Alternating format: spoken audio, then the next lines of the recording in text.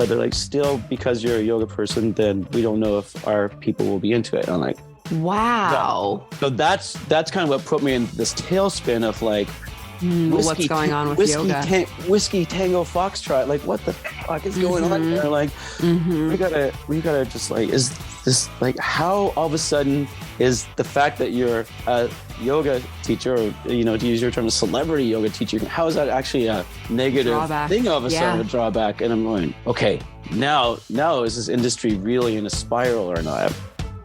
Hey guys, welcome back to the Friday Society podcast. This is the podcast for anybody and everybody in the health and wellness industry that wants to grow their business. I'm your host, Alexa Cawley. I'm the CEO and president of Forever Friday Consulting, where I work with private clients one-on-one to help them scale their brands and reach amazing people. On this podcast, we talk to industry leaders and experts that have built really amazing brands within the health and wellness industry to teach you how to do the exact same thing. I've worked for some of the biggest names in the health and wellness field, like Lululemon and SoulCycle, and I take everything that I've learned, plus our industry's amazing experts, and bring it to you. All right, guys, let's get into the episode. It is a really good one, so drop me a line on Instagram at foreverfriday.co, and let's get to it. Hey guys, welcome back. I'm really, really excited for you to listen to today's episode. I was really honored to have Eoin Finn on the podcast.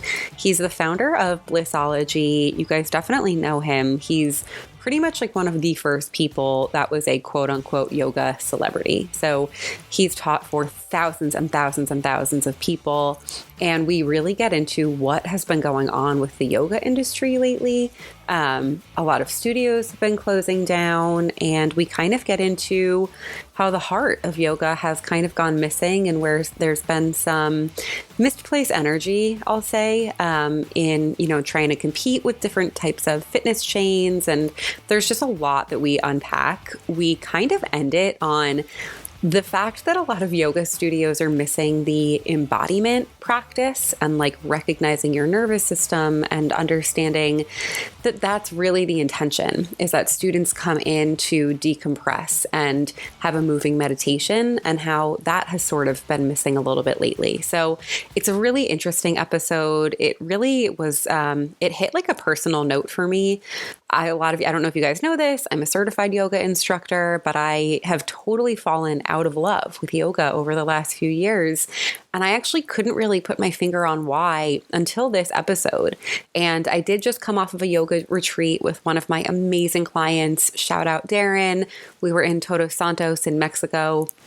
And I told her it was, you know, I just told her this on a meeting this morning. This yoga retreat made me fall back in love with yoga, because she is such a great teacher with embodiment and with just getting back into yourself with the practice. So it's a really cool episode. Even if you're not in the yoga industry, I think there's a lot that you guys can take from it in terms of, you know, connecting with our clients and making sure that they're leaving class feeling like their best self. So I hope you enjoy it. And without further ado, here is Eoin Finn. Hey guys, welcome back to the Friday Society podcast. I'm here today with the absolute legend, Eoin Finn. He's the founder of Blissology.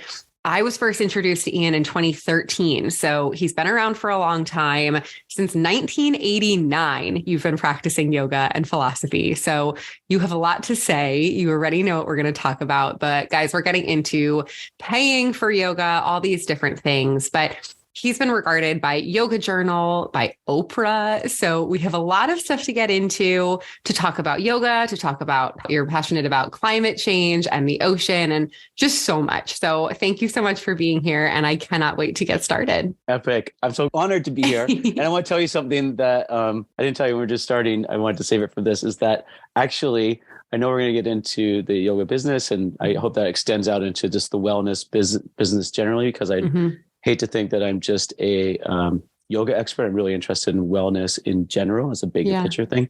Anyhow, so we have a program. We call it Blissology on Demand on Moments. And I was going to save it for a surprise. And my wife, Insia, signed up for a webinar on marketing funnels through Moments. Get out of town. And she was listening to it, and we were at the same table, and I was listening to it. And I know.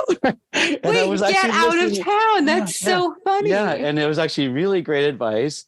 And then when you sent the invite on the podcast, I'm like, oh yeah, I mean, yoga is about alignment. I'm like, we got aligned. So aligned. That's so funny. I mean, the first time I met you, I think the only time was at Lululemon. We were doing a party for United We Own. And you were there, and I was like, this guy has the best energy. And then I saw you post recently about the business of yoga and what's going on with the industry. And I was like, yes, we have to talk about this. So I'm so happy that things lined up that way. That's so funny. Yeah, it's amazing. Cool. And I remember those days too in New York. It was awesome. Yeah, that's so fun. All right. Can you introduce yourself? And for anybody who doesn't know who you are, the Blissology brand, and how you got into yoga in 1989. What was going on in the yoga industry back then? What was it like? All right. So I want to give you a short answer so we can get into the meaty stuff or the tofu stuff for the vegans. And that is, for me, I'm an athlete. I really, still to this day, one of my big goals is to be able to function well now as an athlete. I'm 54 and I want to be like crushing it on my surfboard when I'm 50. When I'm like 50 years from now, I'm saying. And I believe that yoga has these amazing tools for that when it's done right. And I was a windsurfer when I was younger, and I was lucky because a lot of my friends were 10 or 15 years older, and literally they would have to lie on their back to get their socks on. They were so tight. And I'm going, there has to be a better way. And at the same time, I was really into, spending a lot of time in nature. And when I was in nature, I would get into a very beautiful, what we would now call flow state. And I was looking for ways to, try to explain it. And just keeping this, I mean, we could go deep into this another time, but again, just keeping it high level, zoomed out view is that I got into someone called Joseph Campbell, who really explained how yoga is a systematic way to have these experiences, what I was feeling in nature. And so I started studying yoga philosophy in university. Wow. What was your gateway drug to, like, how'd you find Joseph Campbell? Oh God. Well, oddly, actually it's funny because I feel like a lot of the younger generation aren't getting turned on to Joseph Campbell, even though he is such a brilliant man. So I feel like if we start talking about Joseph Campbell, a lot of people won't really know. So I just got to set the stage and tell you a brief story of who Joseph Campbell was. Yeah, please do. He basically was a teacher at Sarah Lawrence College in New York, but really his big gift was he basically brought together all the different philosophies, mythologies, religions, art from all around the world, and said, really, when you break this down, there's only 6 or 7 stories that are being told, but we're putting different faces and different labels on this. I mean, even he was consulted by George Lucas to come up with the Star Wars myth. And that's his classic hero's journey story that Joseph Campbell told him. Yeah. So that was actually, a lot of Joseph Campbell's in Star Wars, which is a great yoga story, but I won't go too far down that rabbit hole. What I will say is that his big exposure in modern culture was he came out in a PBS broadcast called The Power of Myth with Bill Moyers. And that was in 1986, the year before I was starting university. And it was just that perfect time. And one of the things we can talk about this is related to the yoga industry, because it actually is, when I decided I had a job that was very well paying, and I decided to go into the yoga industry, like probably many people do, they like leave. I wasn't in corporate, but I had my own entrepreneurial business, and I decided to go into the yoga business. And Joseph Campbell's big saying was follow your bliss, which I think many people see in the bumper sticker. Follow your bliss and doors will open where once there were walls. So if you just take this leap of faith and follow what you are meant to do, then somehow the universe will magically conspire for you. So even the word blissology, even the term blissology, is a nod back to Joseph Campbell's follow your bliss phrase. Oh, so I love that. I don't think I would be sitting here if it wasn't for Joseph Campbell. I mean, at least in the same way. Yeah. Yeah. I love that so much. So tell us a little bit about how your business, how it started and how it's evolved over the years. Yeah, I've seen a lot of changes, and well, I can probably relate it to the Joseph Campbell story. Really, is that if you missed it, I'll just recapitulate for a second. He said, "Follow your bliss, and doors will open where once there were walls." Okay, that's a beautiful saying. I love that. Actually, so I used to live in Hawaii. I used to live in Maui, Hawaii, and it's kind of a long story, but I ended up back in Vancouver, which is my hometown, and at that time, this was late 1990s, there was only 2 or 3 different yoga studios in the whole city of Vancouver. I mean, now there's a yoga studio on every block, although a few of them, actually a lot of the bigger ones have closed down in the last 3 years, which is actually planting a nice seed for, I think, where you want to go in the conversation. Yeah. Anyhow, back then, I'm like, well, if I can't find the yoga classes like I was doing in Hawaii, I used to do a lot of Ashtanga yoga in Hawaii, which is just more physical, basically, just in case anyone doesn't know that, as opposed to more gentle, relaxing yoga. And I was a younger athletic guy. So I'm like, well, I'm going to start to teach this in Vancouver. And again, the through line here is the Joseph Campbell story. What happened is actually, when I started renting a place, a center, like at $75 a night or something back then, it's 1999, and no one came. And when I say nobody, I don't mean like a few people, I mean literally nobody. And I had a lot of debt at that point from living in Hawaii for so long. And people were like, why'd you move back from Hawaii? I was like, well, it's so credit card debt. Anyway, it tends to do that to you. First couple of years was no problem, but after many years, I'm like, okay, I spent all my money. It's time to go back. Anyway, so even with all this credit card debt, I would show up in these rooms every night. Like I said, I know people are into running and all these beautiful things for fitness. They're going to love yoga. Yeah. They're ready for it. And I would show up, and night after night, nobody would come. And I was broke, and I was just putting down my credit card and spending money. Yeah. And I would have that feeling. I think anyone who's ever been new to teaching yoga has had that feeling of showing up for a class and there's 3 people there, and you're like, oh God, if you're a restaurant owner and you have 3 people at a table and a whole bunch of tables, there's that horrible feeling, and it's hard not to take it personally. And I would literally just fight back the tears for a second. I'm like, okay, well, don't break down here, man. Just show up. Joseph Campbell said, follow your bliss, and doors were open. So I'm just like, all right, I'll just follow my bliss. I would just do my practice in this room. Wow. And then what I really learned is and this is just, again, not just the yoga industry I'm talking about. This is like, if you are let me just label it, a conscious entrepreneur, then you're going to try and follow your bliss. You have a mission of why you're doing it, not just working like a corporate easy route. And you follow that bliss and you think, oh, just doors are going to open. But what I realized is that the universe is going to initiate you. So really every day I had to show up in that empty room with nobody there and fight back the tears. It was the universe going, do you really want to do this? Is this really for you? And the answer is yes. I kept doing it. And I think after about 6 or 7 weeks, the first 2 people came. Wow. And then it was actually funny. There's an old shampoo commercial. I'm kind of dating myself, but they told 2 friends, and they told 2 friends, and so on and so on. Just basically grew exponentially. Yeah. And within a year, my problem wasn't that no one was showing up. My problem was that the room only fit 100 people, and like 120, 130 people were coming. I had to send 30 people home every night. Right? So it did work out, but it was not. I could have quit easily. I am so grateful that you're telling this story, because I feel like I could say to people until I'm blue in the face, like all the greats, all the big people have taught to rooms of 0 people, and it just doesn't land the same if I'm telling it. You are a yoga celebrity. You have taught huge. What's the biggest event you've ever taught? I imagine like in the thousands, probably. Oh yeah. Definitely like, maybe 10,000 people at one time. I mean, I've taught yoga to probably 300,000 people in my life. Amazing. And to know that you had times when no one showed up, I just think is so important for I love the way you put it, conscious entrepreneur.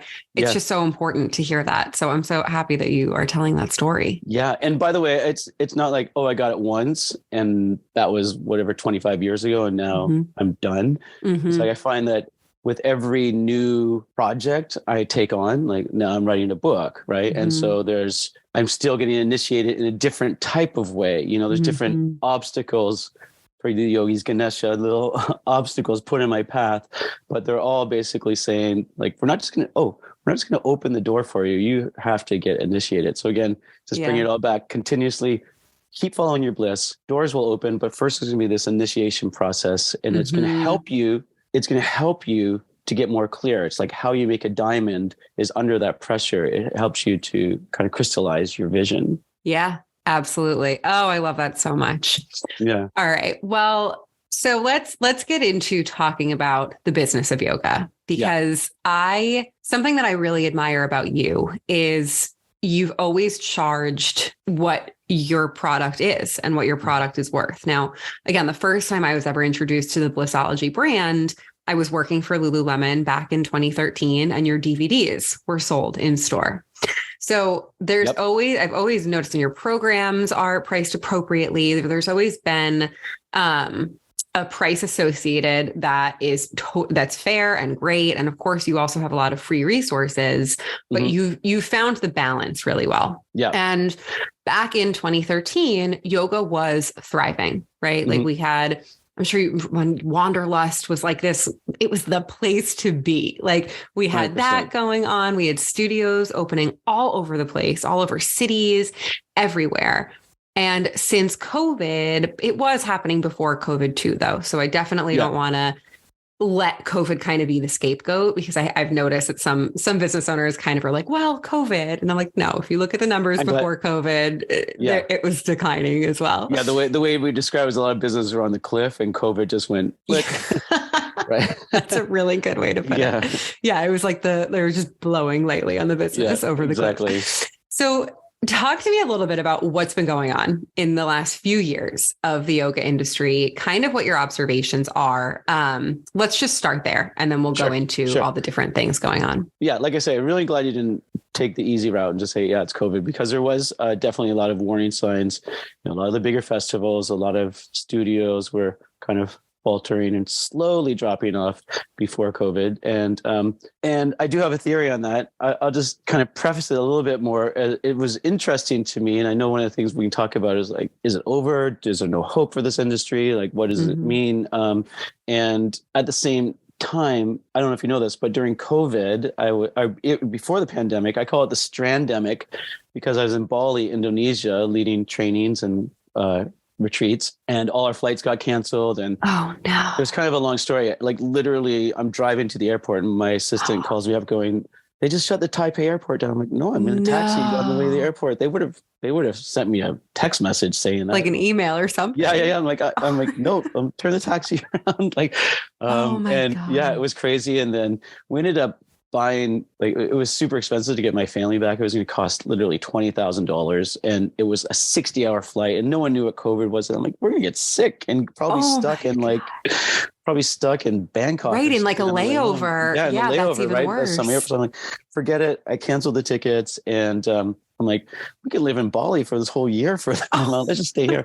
Anyways, the smartest thing we did. Follow your bliss and doors will open. Bringing this to the point is that, okay, so Bali was a really interesting place to be in the pandemic, because there's no windows or doors or anything. Everything's open air. So it really wasn't this big event. Like, obviously New York would be like a horrible place to be. I'm assuming from what I've heard. I wasn't there, so I can't say from first person perspective, but it was kind of like the way I describe it is they shut the airport down. So they didn't have a lockdown. They had a lockout. Instead of having 57 million tourists every year, they had 0, right? Wow. So it was a really interesting place to be. But my point is, bring it back to the yoga industry, is they never shut the yoga classes down. And even though there was no tourists there, the classes I was teaching were packed. This is the whole point. Like, again, what I'm trying to plant here is this idea that I don't think yoga is going anywhere, because then when they opened the borders up, I mean, I was still in Bali and there was 80, 90, 100 people every class. It was jam packed. Like, I was just like, yoga is strong. Yeah. And then it was only when I came back, which was in July, 4th of July, 2022, we came back, and And then I was like really seeing what's going on in the yoga industry here. So basically I felt like I was in this parallel universe, and I came back and I'm like, oh my God, like Vancouver, for example, all these big yoga studios were gone. Mm-hmm. And I talked to my friends and I'm like, okay, wait. So let's say this studio had 10,000 students and this one had 5,000. This one had I just did some quick math. I'm like, okay, that's like 20,000 people that don't have a yoga studio to go to anymore. Does this mean all the small yoga studios are packed? And they said, no, they're not really packed. It's still the same. I'm just like, what happened to all those people? Did they just disappear? And I think a lot of them did. A lot of people went online and now, all this has been kind of a long way to Granny's house. But what I'm trying to say is I really feel the main issue, I think there's two main issues about the yoga industry. Okay. We can put them in different packages. Three. One is that it's oversaturated. Yeah. Two is that there's a real estate imbalance, meaning that the business of running a studio with the high cost of real estate and what you need to charge for classes is kind of a little bit higher than what a lot of people are willing to pay. Okay. So I think that I'm just trying to set up three buckets. Those are the main two, but I think also there's something, actually, I think the main one is actually this, that yoga is always trying to find it where it fits in with the fitness industry. And like we can drill down into either one of those, but I feel like that does tie into your question of why people have a hard time charging for things. A, it's saturated. Again, B, there's a real estate issue. So let me just set up an example here of like, if you don't know the industry, I know yoga studios in Vancouver that have to pay $100,000 a month rent. These are old figures. These are like in 2018, they're paying for that. So it's higher now, right? Yeah. So just do the math of how many people you have to pay for that, right? And so you have to charge $35 drop-ins and all this stuff. And but then what happens is how much their perceived value is. When I say people, I mean customers. They look at that and go, $35. Now yoga is all of a sudden a luxury. And so they don't see it as a necessity. It's just a luxury. And so it's an expensive thing only for a certain target market. And then I just felt like yoga kind of bifurcated into like, okay, you're either kind of a middle upper class, I don't want to say necessarily suburban mom. And then, or you're kind of like a struggling student. I don't know. And so I feel like a lot of offerings started to go towards that lower part, or it went to the more higher end. It was just kind of no middle ground. Anyway, I set up a lot of conversations there. So take it whichever way you want. I mean, it's such an interesting thing, right? Like looking at, when you started telling the story about the different yoga studios that have closed, it is interesting because there's so many different businesses in the fitness industry that are able to charge. And I don't mean able as in, they put it on their website and therefore it sells. I just mean that feel valuable of charging a $35 drop-in. Yeah. And I do notice, this is something I'm excited to sort of get your opinion on. I do notice a lot of the time, even I was, doing this research for this podcast episode, I was looking at the comments of some things that people have been writing on your Instagram, like a lot of business owners, obviously, for good reason, yoga business owners look up to you and they want to hear what you have to say. And a lot of the comments were people feeling that it was not right for them to charge that $35 a class. Yeah. And it's interesting because to me that presents as, okay, well then yoga is less than in many different ways, right? Like, yes, the money is less than, but somehow also by not rising with the rest of the fitness industry, you're kind of saying we're not as good as that. Yeah. Right. Yeah. Like that's the vibe that you put out when you were so reluctant to charge for your business. There is a certain level of just acknowledging that you feel that you're less than. And that's a really interesting thing that I've observed with certain yoga studios. And I kind of want to dive into that of like, sure. I would love for business owners to know the more money you make, the more people you can reach. Right. Yeah. And like, yes, of course you can always have free resources, but the more profitable you are, the more you can do and the more you can bring this to the people that really need it. So I would love to get your opinion, your observations on why when it comes to the yoga industry, there's such a resistance to charging for the product. I mean, okay, there's two answers to that. And I think the easy one, when people use all the time, is yoga is supposed to be spiritual, not material. Mm-hmm. We can unpack that one a little bit, but I kind of roll my eyes a little bit at that one. I'll get to my second one next, but let's just we'll just linger on that for a second. Then sure. It's basically, and I think those are a lot of the comments that you're seeing on that Instagram post. Look, I put a post up about this. I should tell you the why behind it. Actually, there's a really interesting why. Please do. But, okay. Let me just tell you, I'll come back to that spiritual thing, but why start? And so you're mentioning this Instagram post. I went on this Instagram post. It was a bit of a therapy for me because I was trying to work it out too. Like, is this thing over? What's going on? And I think it can actually answer in a roundabout way once I connect all the dots why people should be able to charge for yoga, which is your ultimate question.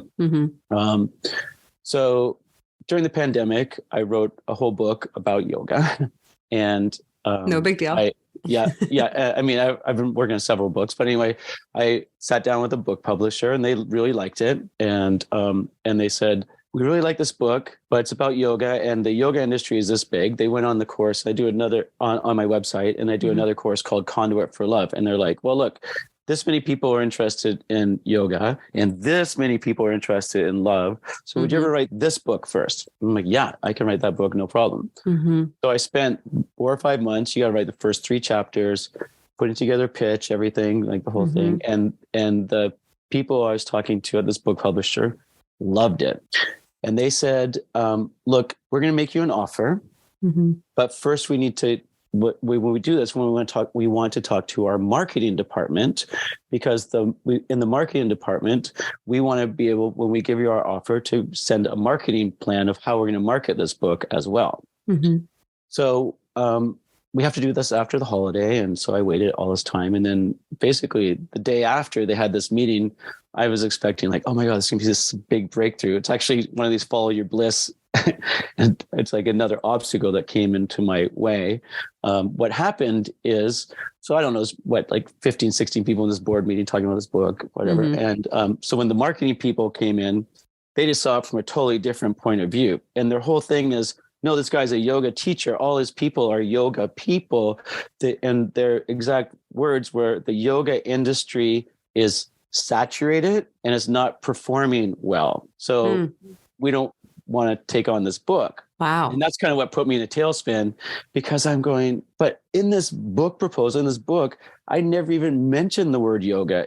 It's like about love. It's like such a different animal that, I mean, it's related obviously to yoga in a way, but they're like, still, because you're a yoga person, then we don't know if our people will be into it. And I'm like, wow. So that's kind of what put me in this tailspin of like, what's going on with yoga? Whiskey Tango Foxtrot. Like, what the fuck is going on here? Like, we gotta just like, is this like, how all of a sudden is the fact that you're a yoga teacher, or, you know, to use your term, a celebrity yoga teacher, how is that actually a negative thing all of a sudden, a drawback? And I'm going, okay, now is this industry really in a spiral or not?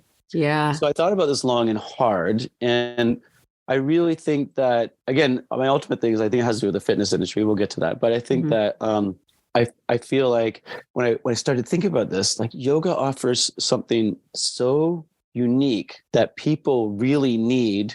And it actually ties in with what yoga instructors need to offer and what they need to really charge for. I'll just save that topic. But and so I started thinking about the Grateful Dead. Like, the Grateful Dead they were the hugest band, you know, in the 60s and the 70s. And then 1980 comes along and they just kind of fizzle out. And I was even mentioning Don Henley had the song, I Saw a Deadhead sticker on the Cadillac, the Boys of Summer song. Those days are gone forever. They never look back. Anyway, but come 1995, and they're the biggest grossing band in North America. Like, the next biggest band, I think, was Guns N' Roses, and how much Grateful Dead made was huge, right? And in 1980, Don Henley was writing songs about how this whole thing was over. Yeah. But the fact is, they did have an offering that felt really good. And whether you're a deadhead or not, the point is, I feel like yoga has this something that just nothing else can compete with if you offer it right. Like there's something about a yoga class that will offer you something that it sorts your head out. It helps you process emotions, and in no other way. And I'm like, even when I thought about it going, okay, is yoga really dying? I'm like, oh my God, people aren't going to be able to do handstands anymore. And people aren't going to be able to grab their foot and back. I don't care. That doesn't matter. It's like, when I look at it, I'm going, where do people have a room where they can really release dark emotions and things that are inside of their body that are stuck inside of them? I'm like, I love fitness. I go to the gym 4 days a week at least. I run. I love fitness. I love it. I don't think me I'm just a yogi. But there's something my yoga practice can help me release those emotions in the same way. And I'm like, if we don't do this, then people are just going to start drinking like crazy. That's the only other outlet we have in our modern culture to deal with the dark, heavy emotions that life dumps on us, unfortunately. Anyway, so I put this post out going, just trust in that. And you will see that if you offer these spaces where people can work through these things, then it will be very, very, very powerful. And yoga in 5 years' time, I think, will be in a totally different place than where it is now. Everything goes in cycles, right? We're in this other cycle where let's go do HIIT classes and CrossFit, whatever. Like, okay, great. Like, but those people will be back because they can't get the same offering as yoga is doing. So look, okay, we went on a bit of a tangent there, but why should people charge? Like, that is a valuable service. Like, I honestly think the only thing I mentioned, okay, well, let's compare apples to apples. Where do people, I thought about it, like, let's face it, life is freaking hard, right? You don't see it on Instagram that much, but people die. We have economic problems. You have health problems. Like, it's freaking, like, we know this, right? Like, life is hard. Let's just admit it. Like, everybody says, oh, it's all going great. But under the hood, everybody's suffering in their own unique way. And we need ways to deal with that. Okay, so I think that an intelligent yoga class could be that. But I think one of the failures of yoga is we start to try and compete with fitness too much. And we lost that aspect. We tried to make it too much about fitness and less about soul. Can I just make it that simple? And then where else do we have that? We have it in therapy. Okay. And then we have it in alcohol. Right. And then we probably have it in music. Right. When I thought about, like, again, the question is, where can people go to process their dark, sad emotions, to move them out of the body? Where can they move the issues out of their tissues? I'm like, there's yoga, there's therapy, there is music, and there's alcohol. Do any of those services give their offerings away for free? Because that's your ultimate question, is like, should you charge, right? Like, is there a therapist out there in the world going, come sign up for, I have all the therapy you want on YouTube. For free. Right? They just don't. I mean, actually, it might not be a model. It might not be a bad model with YouTube ads. I don't know. I'm not sure. Maybe we should start that. But I'm telling you, if there's 10,000 therapists out there, only 3 of them are going to make it where they're actually on the top of that pyramid. Okay. So alcohol, is anyone giving away free alcohol? No. Right. Like, in music, like, I mean, they're still charging for concerts in a pretty healthy way. Right. And okay, maybe music's industry is the closest, where you might have to give away a few offerings here and there, and Spotify this, that, but that should, to use the marketing language, be a funnel to your bigger offerings kind of thing. And so somehow the yogis are just so willing to, I don't think they see that. And I tell my students all the time, I'm like, how much does a doctor make? And don't get me wrong, I know that's probably ruffle a lot of people's feathers. I'm not trying to say that yogis should be out there prescribing cancer treatments or anything. I'm not trying to say that. I'm just trying to say that they definitely help people heal wounded emotions, and wounded emotions can lead to disease. So that at least we should be closer to that and less a beggar. Because when you can, I think the moral of the story is you can provide a service and be compensated appropriately for your service. Like, it's a good thing to be compensated for the amazing healing and the space that you provide. And I think people have to get really clear, like, what is it? Like, maybe you don't want to help people work like me, help people, give people spaces where they can process difficult emotions. Maybe that's not your reason for doing it. Maybe you're just like, I'm going to give people the most flexible back bends, right? Yeah. But at least you should know exactly 100% clearly what it is. Yeah. And if you can answer that, then that should be something that you charge for. Yeah. And I just feel like, it's just so normal to drift and be like, well, everyone else does it this way. And I mean, this is the hard thing about our generation is that we're so, I go on Instagram, it's like, oh, if someone uses, it actually tells you if someone has this song, you should do, and it's popular, you should do a reel to it also. And they're telling you to copy everyone else's algorithms. And it ends up making you not go, well, what is my offering? Right. What is my offering that I have to bring out? It's like, what is everyone else? And as soon as you do what is everyone else doing? What's popular? You're lost. And I feel like then all of a sudden you have a diluted offering that's not going to be as powerful for people. Therefore, you don't feel you can charge as much for it, and possibly people won't pay as much for it as well. Yeah. So hope it makes sense to you as a charge. Yes, it does. And there was something else you said that I want to come back to when you said that a lot of the studios were just trying to be like other fitness studios. Oh, yeah. And that's the one biggest thing that I want to really dig into is your yoga studio is not your HIIT studio. It's not your even your Pilates studio. Like there's room for everyone. And that's a really big thing that I always like to emphasize is like, just because I go work out at Barry's Bootcamp or wherever I work out doesn't mean I'm not going to go to acupuncture anymore. Right. Exactly. It doesn't mean I'm not going to go to my therapist anymore. It doesn't mean I'm not going to so it doesn't mean I'm going to stop shopping at Whole Foods. Like it's all different. It's all part of your wellness routine, but it's all different. And I do think that there was a certain point when a lot of investors got involved or when there started to be a lot of money in the yoga industry, or at least a lot of like perceived money, that you started to see websites that were kind of replicated of big fitness chains. You started seeing pricing models that were replicated. Like there's a lot of stuff that did start to carry over. So I want to I know that you have a good outlook on the yoga industry for the next 3 years. So how do you anticipate these businesses will start to differentiate from typical fitness houses, let's say? Yeah. Well, let me make sure we fully landed that, because what the deal is with fitness, I've already made the point that I'm not anti-fitness, and you're exactly right. Like what people in yoga have to realize, like now I finally broke down and have an Apple Watch, and like my heart rate really doesn't go up beyond like maybe 70 beats per minute. Like it's not, I can't compete with a HIIT class, like from a fitness point of view. But I think a lot of people, this is the big thing about yoga is there's like how we look and there's how we feel. Right. And so, I know fitness has both sides of it as well, but there's a feeling that we get at the end of yoga that is going to be higher than how we look. Like it's, I'm telling you right now that I can't give you the same cardiovascular workout, and I can't as a HIIT class, and I can't give you the same biceps as you're going to get if you go to Barry's Bootcamp. I can't.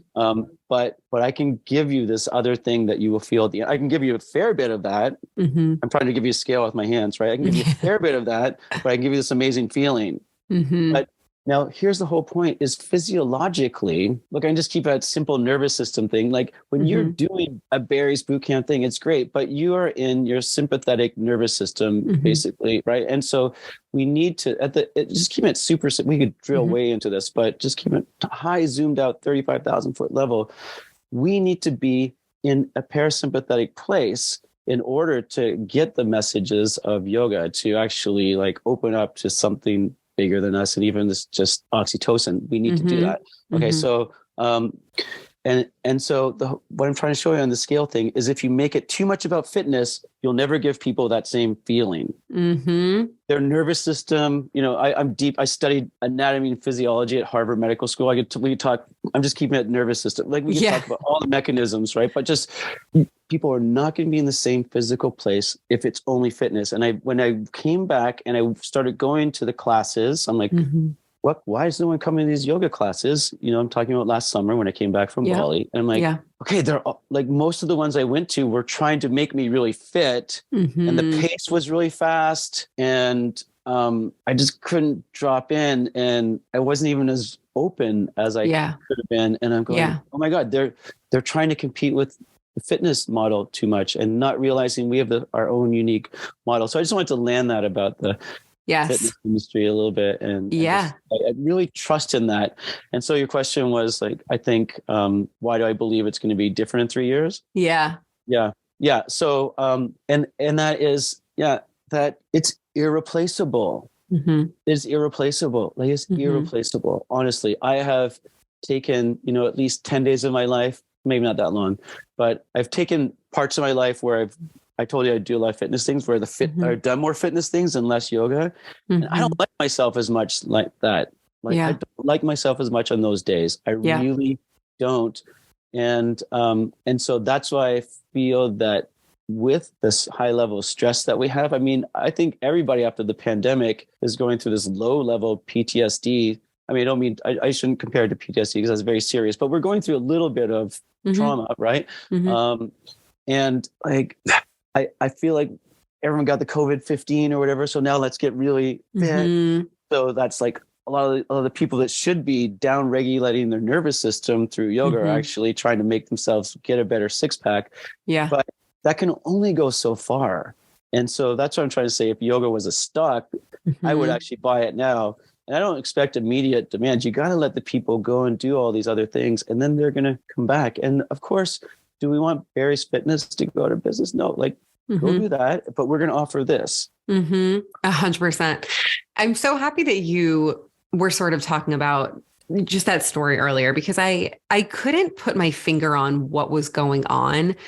I remember in the very beginning of my yoga journey, I remember coming out of class all the time, feeling that yoga drunk, right? Like that yoga drunk feeling of like so connected to your higher self, just like that oxytocin, like you're mentioning, of just feeling so blissed out. You tapped into a calmed nervous system. Like that just does so much for you. And eventually it stopped happening. And it was there. I distinctly remember, and I didn't firmly understand it until just now, but the classes were the emphasis was really strong on like trying new things and move. And it was faster pace. And it was just so much more athletic than it was spiritual. And not to say that everybody needs to lead a very specifically spiritual class, but the pace was just different. And the intention, I think, was just, it felt different.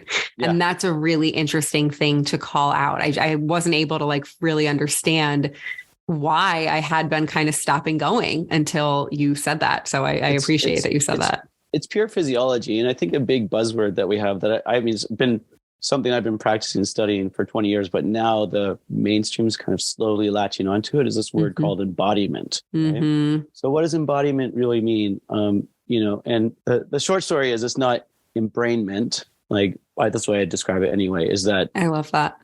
Is that like the way in the courses that I teach, we have one called Commit to Bliss, where we teach people how to become, we call it about embodied peace, how to embody peace. And the problem is, and I'm guilty of it too, is that, we need devices. I'm pointing to my watch if you're just listening to this, Apple Watch, or we need like a water bottle. Like why, Alexa, here's a question for you. Why do we need, and it's a big business. Why do we need a water bottle that's connected to an app on our phone that beeps when we haven't drank water in 2 hours? Yeah. Like, why do we need that as a culture? Like, tell me an animal on planet Earth that goes like, I'm talking like basic biology. You have not gone pee in 2 hours and you haven't drank any water, and you're like, you're because we don't know how to listen to ourselves. We're disconnected to our own body. And like, and okay, we've all been projects and working, that's productivity, whatever. Great.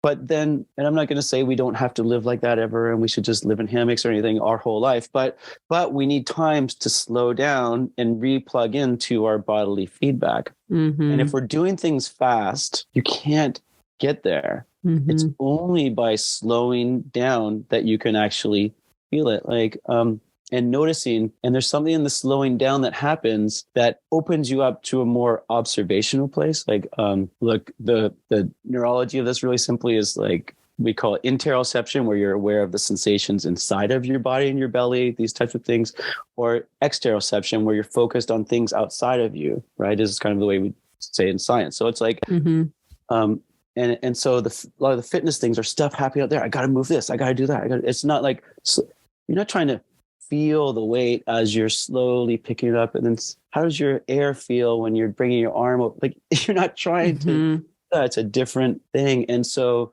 to teach yoga well is about, you got to, like, there's going to be some fitness, but at the end you have to slow people down physiologically, and I actually think there's room to do this in fitness, by the way. Like, if you're a runner and actually it's cool because on my Apple Watch it tells me how fast my heart rate came down from high VO2 max, right? Like, and you sit on a park bench or under a tree and just ground yourself.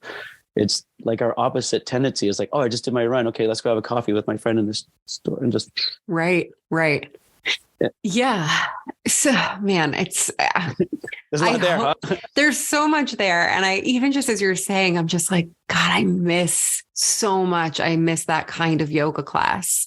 And it makes me sad because I'm like, where can I find that again? But I know that will start to come back. In that you've kind of answered your own question, because I actually sent a email to a student of mine. When I say student of mine, I mean from probably I haven't lived in Vancouver since 2007. So I was way back in those days she used to come, but I know now she doesn't go, but she runs and she does, I don't know what you call it. I mean, just basically like TRX stuff. Anyway, I'm like, why don't you go to yoga anymore? I actually was like, oh, I should read some of this stuff. But I mean, at the end of it was long. I was expecting a couple paragraphs. It was like this whole thing, and I don't have time. I got to get my workout in fast. Yeah. Right. And I think that's it. Is like, is that again, if you're listening to this, you don't get it, but I'm giving this, like, shake my hands really fast. We vibrate so fast. A culture like, oh, I got to get shit done. And we get caught up in that. I got to get my workout done really fast. And that breathing space, that like, just got to slow down, catch my breath, and make a space where I can just be for a second here. It's easy when you get caught up in the fast pace of life to basically, my story is here, the simple word is you get amnesia, how good it feels. And it's exactly like how I could see it in your face when you're like, oh God, I miss that feeling. But people do forget that they miss it. And so they get caught up in like, and what I'm trying to say to your question, which I think you asked me about 15 minutes ago, was, why do I think that people are going to why would I buy the stock of yoga now? Because people will remember, like, they will go off and do these other things. And, but then it's something that we really, really need. And it's almost like, it was almost too accessible for too long to people, that we kind of took it for granted maybe. And, or like I say, it wasn't offered as much in the studios. And I'd really like to see that, like, studios leaning into that of like, we are going at such a fast pace. We are going to destroy ourselves, the planet, our relationships, everything in the process. And so what I'm offering you is this chance to reconnect to the part of yourself that you like the best, but you forgot about it. Great. Yeah. To the original question, how much is that worth to you? Because I put a lot of time into developing my skills to be able to get you to feel a certain way. It is a skill to be able to lead people into this experience. And it's not something I can do for free, you know? So I don't know. I hope I've answered all your questions. Eventually we left a lot of breadcrumbs and made it to Granny's house. I mean, I think that was the perfect way to clear that up. The perfect way to put a bow on this conversation is go back to the nervous system, go back to the embodiment, recognize that is an incredible privilege to teach people, but that also deserves great compensation. Yes, I agree 100%.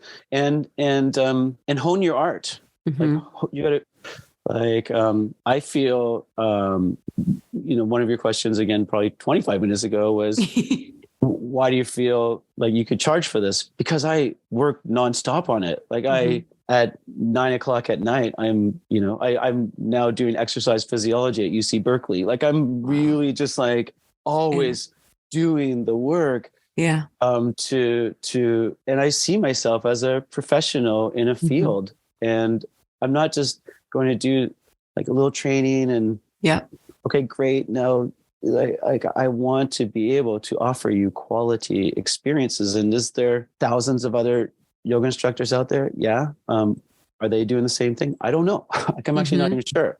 But I think one of the things we talked about originally is just you got to lean into what you believe in, and this is what I believe I need, and it's what I see a gap in the world. Like, what's that Venn diagram, right? I think it's a Lululemon thing, isn't it? Like, what does the world need? Yeah. Right. What are you best at? What's the third thing? Circle in that. Yeah, it was it's in like the vision and goals coaching section. Yeah, I'm forgetting, but it was a really good one. What are you best at? Okay, but even at like what's the world need? What am I best at? It's pretty good Venn diagram, right? So it's like and so to be real, the world needs a chance to just slow down and reconnect to something greater than ourselves. Right? And it takes skill to do it. So I'm going to make myself the best at doing that, and to really see that intersection. And then, what's the business in that? Yeah.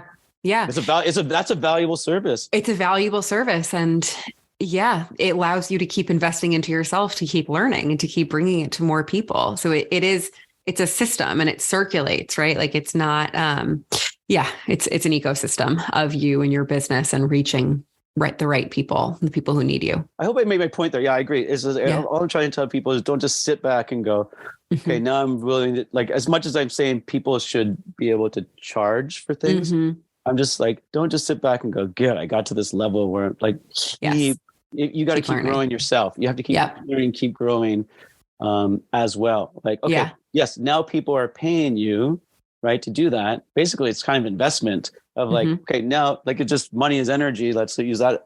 They've given me this money for energy. I'm going to take that money and invest it in this course or this way of, and so I can actually be better to serve you, and then that makes you more passionate about what you do as a facilitator as well. Yeah, absolutely. Never stop learning is it's an amazing, amazing lesson.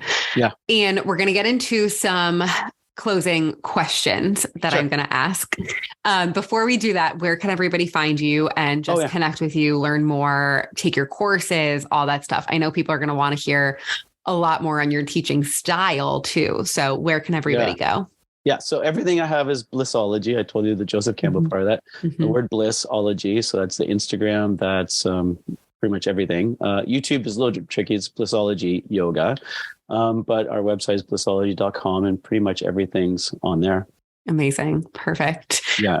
Okay. Ready for some questions, some rapid fire questions? Ready. Yeah. Do it. All right. What was the hardest lesson that you learned in your first year of business? Hardest lesson first year is, well, I think I told you that, that you're going to get initiated and round up, but it's going to be a chance to get very clear on what you want to bring out into the world. Such a good one. It's not going to come easy. Yeah, but stick with it and you'll be happy you did. I love that. If you could tell every yoga business owner one thing, what would it be? Sure. This is actually a recap as well, is that you got to find what's deep inside of you. Again, what is unique that you have to offer the world. And again, connect it with what the world needs and trust it. Trust in that. Never, ever, ever lose trust. I love that. And, oh, by the way, and that's to do with not just following the crowds. Yeah. Yeah, absolutely. Yeah. Done is better than perfect. True or false? False.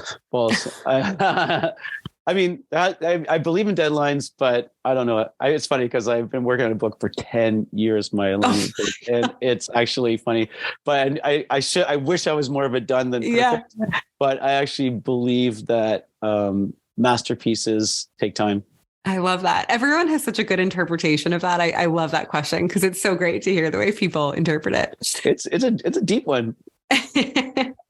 What does it mean to be a great entrepreneur? To be a great entrepreneur, is I think to be a great entrepreneur, this is something I'm trying to teach my son, is that anybody can sell things with no conscience to make money. But I think to be a great entrepreneur is to really have a vision of A, it lights you up, and B, it helps other people or the environment to thrive. Yeah. Love that. So I guess I was going back to again, just a simple thing I said before is not just be an entrepreneur, but to be a conscious entrepreneur. Yeah, absolutely. Yeah. And last one, what does success look like to you? Oh, I love that question. Yeah, it's good. I answer that question a lot about success because we think success is having a tower named after us in New York City and all this stuff. But success really is, have I brought as much love out into the world as possible? When I'm on my deathbed and I look back of it, have I been running at as many smiles per hour as possible? Oh, I love that. I love that. What an amazing place to leave it at. Yeah, that's these are some of my favorite questions. It's just, it helps, I think, to reframe so much of what we think. You're so right. Like, you don't need the tower, right? We just need to make people feel good and smile and feel better. Yeah, exactly. Yourself included. But by the way, I really got to make sure, because yogis are bad at this, of thinking we got to make everybody else happy, and that has to do with the charging, yourself included. Yes, absolutely. Super, super important. Amazing. Well, Eoin, thank you so much. Thank you. I'm just so honored to have been able to talk to you. And let's do a part 2 on like the physiology of yoga, because I want to get into that flow state, the nervous system stuff. I would love to do that. God, yeah, let's do it. I would love to do that too. It's a amazing topic. And look, I'll end it on this just to kind of maybe plant a seed for that next conversation I hope happens, is that my definition of meditation is the ability to self-regulate towards peace. So why do I study so much about the nervous system? I just believe if you understand the mechanisms of the body, that will help you to basically, if you don't understand that, it's like driving a car with no steering wheel. You just have gas and brakes. You're just bumping into things all the time. But as soon as you can understand your physiology a little bit more and learn to regulate it, then all of a sudden you have a steering wheel on your car and you can be like, oh my God, I'm getting pulled towards anger. Okay, physiologically, it's pulling me in one direction, but how can I want to be in peace. How can I change this? So I'm my body. What a great analogy. I love that. Yeah. Are there any books or any resources that you can leave our listeners at before we have that conversation? Well, hopefully I got mine ready by July. Done. Okay. All right. And done and perfect that are to do with this exactly. I'm trying to think of influential books on me about embodiment, by the way, or just in general? About embodiment and like nervous system like understanding. Yeah. I'm going to leave people with a teacher of mine called Susan the Potion. And she wrote a book. It just came out called Heart Open. Oh God, I'm blowing it. I'll put it in the show. I'll find it. I'll look it up. I'll put it in the show. Susan the Potion. She's a great teacher of mine. She taught me a lot about embodiment, and look her up. She's from Boulder, Colorado. Awesome. Okay, perfect. I'll put that one in the show notes. Perfect. Awesome. Eoin, thank you so much. This was so fantastic. I love this call. Oh my God, I can't wait to do it again. I know, I'm excited. I'm going to send you an email and let's just get it on the books to do the second one, because I think that'll be so amazing. All right, guys, you made it to the end of the episode. Thank you so much for being here. It means the world to me. If you haven't left a review yet, I would be so, so grateful. I read every single one and they help me, they help the podcast, they help my visibility. So definitely encourage you to do that. And if the content of the episode was relevant to you, if it helped you with your business, I would love it if you shared it to your stories or if you sent it to a friend. That is it. I will see you next week. And again, thank you so much for being here.